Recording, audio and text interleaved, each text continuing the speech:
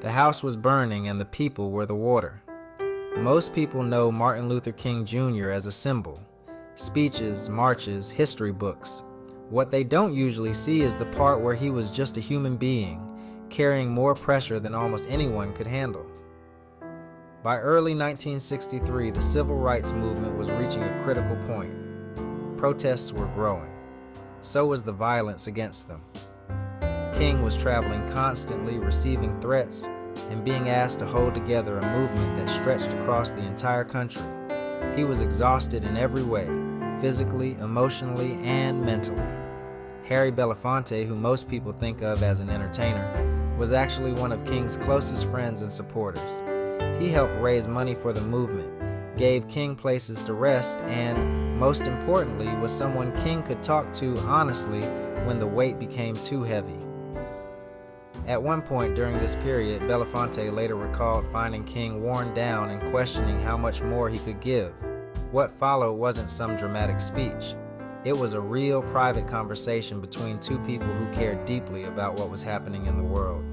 Belafonte used a simple but powerful idea. The country was like a house on fire. Injustice, violence, and inequality were burning through the lives of ordinary people.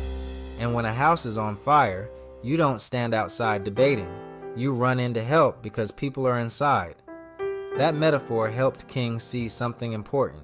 He wasn't being asked to put out the fire himself. The movement wasn't just his voice or his strength. The people, the families marching, the students sitting in, the communities refusing to stay silent were the real force that could reach the flames. In other words, the people were the water. That realization didn't magically erase King's exhaustion, but it changed how he carried it. He wasn't alone. He was part of something larger, something that could keep flowing even when he felt tired. Not long after, the movement surged forward. Organizing intensified. Momentum grew, and later that year, hundreds of thousands of people gathered in Washington, D.C. for the March on Washington. Not because of one man, but because millions were ready to act together. This moment between King and Belafonte matters because it reminds us that even the strongest leaders sometimes need to be reminded what they are standing inside and who they are standing with. The house was burning, and the people were already bringing the water. The movement flows on. Together we carry it.